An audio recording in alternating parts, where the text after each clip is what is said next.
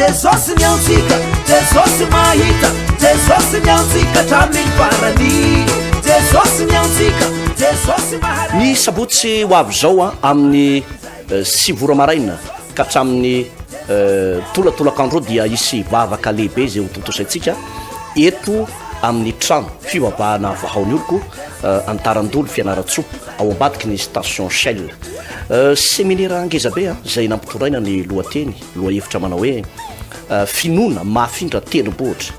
be lehibe ny mpanompon'andriamanitra reraka am'izao fotoana zao a ketraka ary eo any ko nefa no mivavaka fa tsy hainy no mampiasan'lay hoe ahoana moa no ampiasana zany atao hoe finoana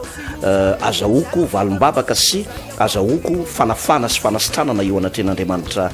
izay mety fantatsika foana le tenin'andriamanitra hoe fa raha tsy amin'ny finoana dia tsy misy azo atao azahoana sitraka amin'andriamanitra fa tsy haitsika no mampiatra n'le finoana ary misy aza dia miteny mihitsy manao teny efa tsy manam-pinoana ntsony ny sabotsy ho avy zao a faharoa ambin'ny folo ny volana novambra dia ampianatra anao ny tenako a mahakasika an'ity finoana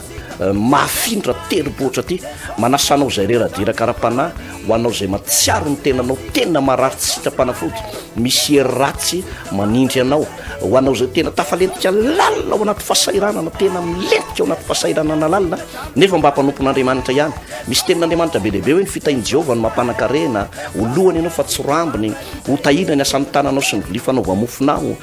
sabotsy a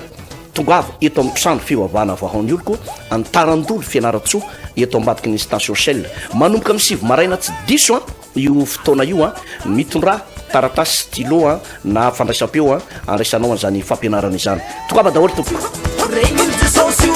regny